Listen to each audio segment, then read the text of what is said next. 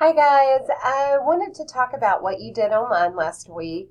You did a practice citation exercise by summarizing an article that you read. I wanted to give you an example here of one that I did. I just read an article on the creepy clown scare, and actually I read this article a while ago, but I'm using it for this example. I want you to notice, and I highlighted how frequently I say my source. And when you're summarizing something for an audience, what I would like for you to do is read the article for understanding and then summarize it in your own words, which is what I've done here.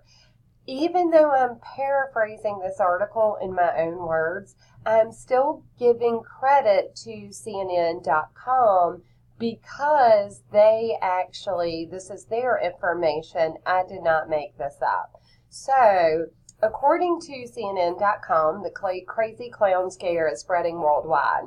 At first, it seemed to only appear in the U.S., the article states, where sightings of so-called creepy clowns started happening in the late summer. But now it seems that other countries are getting into this whole creepy clown thing.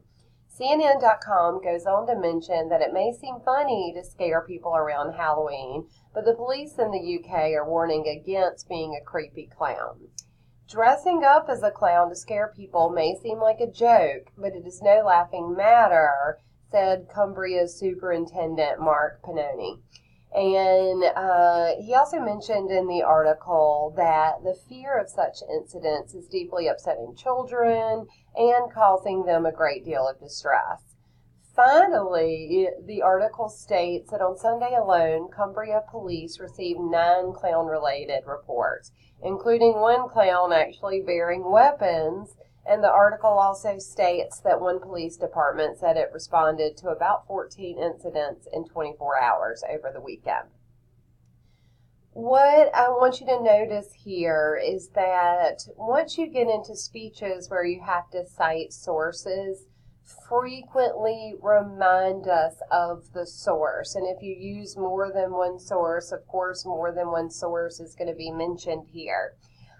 But we have to frequently remind our audience that this was not my article. I am telling you about something that I read. So that was to summarize, and then I always have a works cited where you guys are going to cite your sources at the end of an outline, and we're going to be talking about outlining soon. You guys also got to watch the Susan Boyle video, and truly my point of showing that is just for you to understand that our nonverbals do have consequences.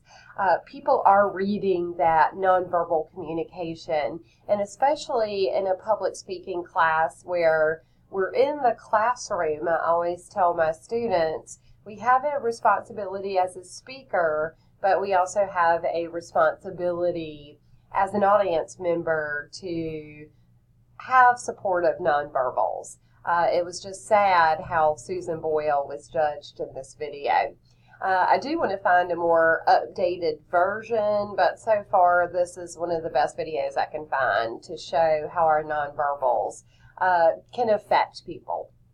Now, we, of course, are doing online public speaking, and nonverbals become kind of a different scenario, and we'll talk more about that later. This was just to sum up last week's lesson, and thank you guys for what you submitted here. Take care.